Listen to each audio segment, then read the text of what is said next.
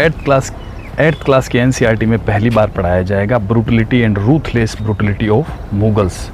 तो ये ज़बरदस्त काम हुआ है। लेकिन एक ही सवाल है, आप एक काम कीजिए, किसी भी एनसीईआरटी को उठाकर देख लीजिए। एनसीईआरटी में ये दिया मिलेगा कि प्रयागराज की स्थापना किसने की थी, who is the founder of the Prayagraj Allahabad, 1575 में अकबर ने।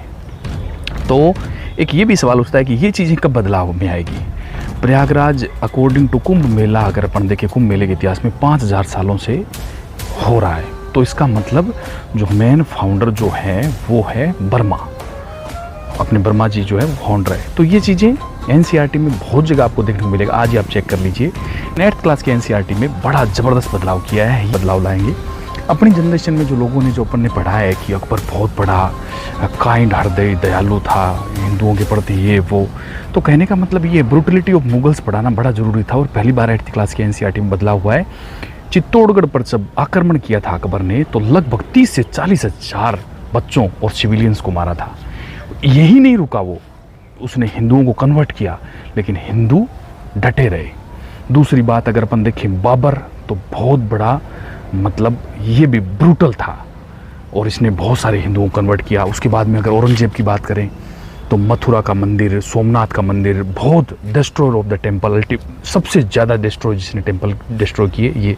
फिर अपन खिलजी डायनेस्टी की बात करें, पूरी जो दिल्ली सल्तनत है उस दौरान बहुत सारे ऐसे ब्रूटल शासक हुए जिन्होंने हिंदू धर्म को ख़त्म करना चाहा। लेकिन एनसीईआरटी में पहली बार पढ़ाया जाएगा।